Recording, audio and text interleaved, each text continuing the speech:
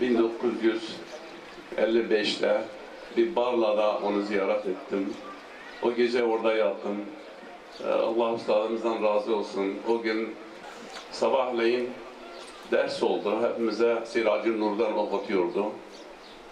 Ders bittikten sonra sohbet başladı. Fakat çok uzun bir sohbet oldu.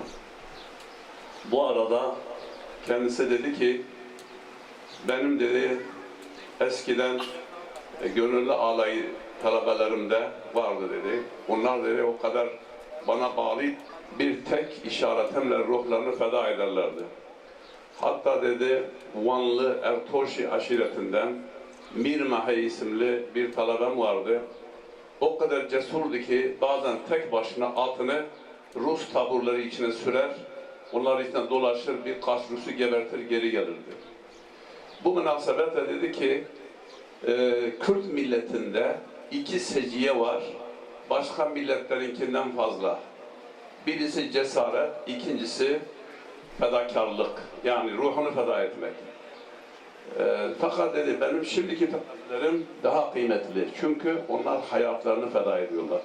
Kürtlerin bu iki seciyesi, bu cesaret ve fedakarlık, eğer Risale-i Nur'la inkişaf ederse, imanla inkişaf ederse, İnşallah çok büyük hizmet yapacaklardır.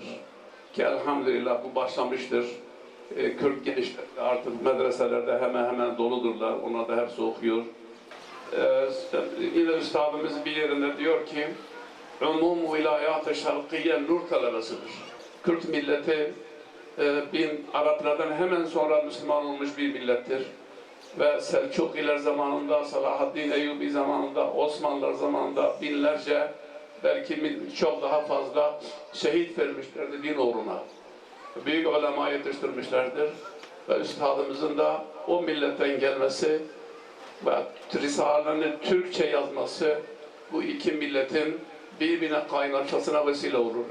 Eğer bu Risale'ni başka bir lisanla yazmış olsaydı, ona sahip çıkmış olan, evvela her şeyden, her milletten evvel sahip çıkmış olan Türk milleti buna yanaşmayacaktı, çok büyük zarar olurdu.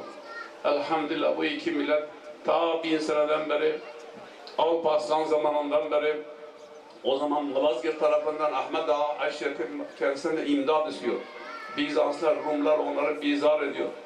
O da Alparslan'a haber gönderiyor ve o zaman Alparslan ordusunu alıp orada Malazgirt Savaşı'nda onlar da epey bir kalabalık Alparslan ordusuna katılıyor.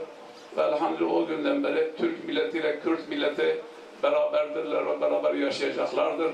Risale-i Nur bu ikisini birleştiriyor, birleştirecektir. Elhamdülillah.